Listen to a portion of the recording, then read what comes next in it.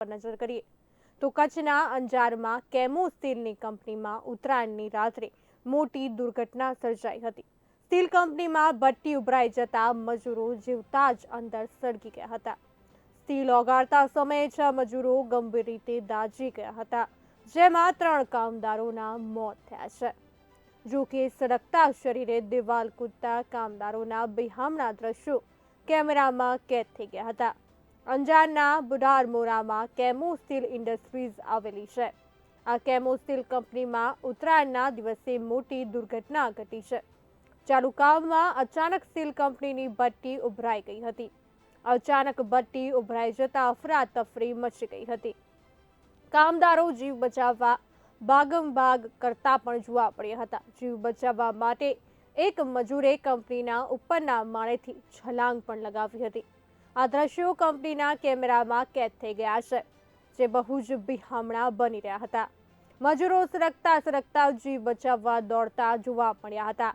આ દુર્ઘટનામાં 3 મજૂરોના મોત નીપજ્યા છે, તો 4ની હાલત અત્યંત નાજુક હોવાનું પણ જાણવા મળ્યું છે।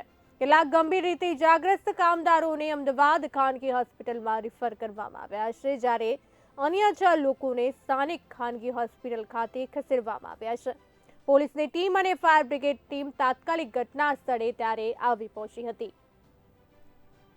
ગઈકાલે વહેલી સવારના સમયમાં જે દુધઈ પોલીસ સ્ટેશન વિસ્તારમાં એક કેમો સ્ટીલ કરીને જે કંપની આવેલી છે, ત્યાં એક સવારના સમયમાં બનાવ બનેલ છે, જેમાં જે ફર્નેસ હોય છે ભઠ્ઠી, એમાં જે સ્ક્રેપ નાખીને એમને જે પીગળાવતા હોય છે, એ દરમિયાન જે છે જે સ્ક્રેપ પીગળતો હતો, જે લિક્વિડ સબસ્ટન્સ હતું, એ સબસ્ટન્સ ત્યાં ઉછાળ થયો અને જેના લીધે જે વર્કર્સ ત્યાં કામ કરતા હતા એમને બર્ન્સ વગેરે ઇન્જરીઝ થઈ હતી, જેના લીધે પ્રાથમિક રીતે એ લોકોને ગાંધીધામ ખાતે હોસ્પિટલમાં સારવાર અપાઈ હતી અને પછી 4 જે મજદૂર હતા એમને આગળ સારવાર માટે અમદાવાદ રેફર કર્યા હતા।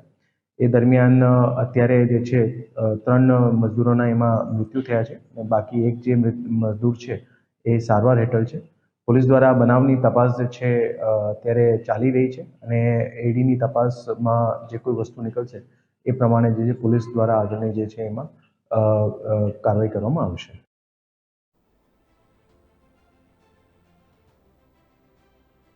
તો આ સાથે વધુ માહિતી આપવા માટે અમારા સંવાદદાતા પૃથ્વીરાજ જોડાઈ ચૂક્યા છે। જી પૃથ્વીજી, શું છે વધુ વિગતો? જી બરખા, જે રીતે આ જે કેમો જે સ્ટીલમાં જ્યારે 10 મજદૂરો હતા જે દાઝી ગયા હતા, જેના કારણે થઈને જે 3 જણાના કમોકામાંથી મોત ભર્યા હતા અને જે 4થા મજૂર છે એની પણ હાલત ગંભીર થઈ રહી છે। ખાસ કરીને અત્યારે સવારથી બુલેટિન ઇન્ડિયા ટીમ અહીં હાજર છે, ત્યારે ખાસ કરીને મેનેજમેન્ટને પાસેથી જાણવાનું કરે છે કે સમગ્ર મામલો શું હતો, શેના માટે આ બ્લાસ્ટ થયો હતો, પરંતુ મેનેજમેન્ટ નથી, હજી સુધી કોઈ બહાર નથી આવ્યું। અને પછી જીપીસીબીના અધિકારીઓ પણ અહીંયા સ્થળ વિઝિટ લેવા આવ્યા હતા, પણ જ્યારે જીપીસીબીના અધિકારીઓ બહાર આવે ત્યારે એ પણ કાંઈ પણ બોલવા વગર હાલાકી છે। આપણી પાસે કેટલાક સ્થાનિક લોકોને છે એને પણ પૂછ્યું, જીપીસીબીના અધિકારીઓ પણ મૌન રાખવા આવ્યા હતા, શું કહેશો એના માટે?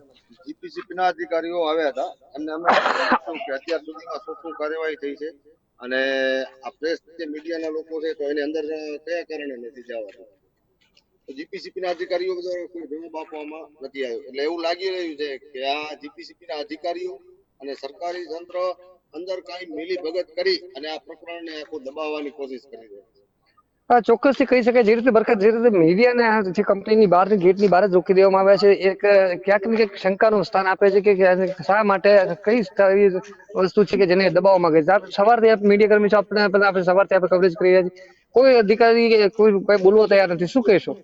મીડિયા એટલે એક ચોથો સ્તંભ, પરંતુ તમે જોઈ શકો છો સ્થાનિક પત્રકારોને અને નેશનલ મીડિયામાંથી જે લોકો આવેલા છે, પ્રિન્ટ તથા ઇલેક્ટ્રોનિક મીડિયા વાળા, એમને ગમે તે કારણોસર આ દરવાજો વાળી કરી બંધ કરી નાખવામાં આવે છે, અંદર પ્રવેશવા દેતા નથી। કારણ કે મીડિયા બધું લોકોની સમક્ષ મૂકે અને કંપની દ્વારા જે એમની મિલીભગતથી જે પણ કાંઈ થયું હોય એને અત્યારે ઉજાગર કરી શકે મીડિયા, એના કારણે મીડિયા કાંઈ ન કરી શકે એટલે એને બારે ઉભા રાખવામાં આવ્યા છે। પરંતુ આ બાબત કોઈ યોગ્ય નથી। મીડિયા પણ આ બાબતનો પ્રશ્ન છે એ તંત્ર સામે મૂકી રહ્યું છે, પરંતુ કોઈ જાતનો જવાબ મળતો નથી। ચોક્કસ બરકા જે રીતે કહી શકાય, જે રીતે આજે મજદૂરોની જે હાલત છે, જે રીતે દાઝ્યા છે, જે રીતે એ લોકો જીવમાં છે, ત્યારે કહી શકાય કે એક રીતે જે કંપનીના જે સેફટી જે એમ્બ્યુલન્સ હતા તેની પાસે કોઈ ડ્રાઈવર્સ નતા, ખુલ્લી જે બોલેરો જીપ હોય એવી રીતના જે સ્થાનિક લોકોને કેવું છે કે એવી રીતના એ લોકોને હોસ્પિટલ પહોંચાડવામાં આવ્યા હતા. તો ક્યાંક ને ક્યાંક કહી શકાય કે પોતાની જે કંપનીની જે બેદરકારી છે એ બચાવવા માટે તેને કદાચ મીડિયાના પ્રવેશ માટે રોક કરવામાં આવી. જી પૃથ્વીજી, સમગ્ર માહિતી આપવા બદલ આપનો આભાર.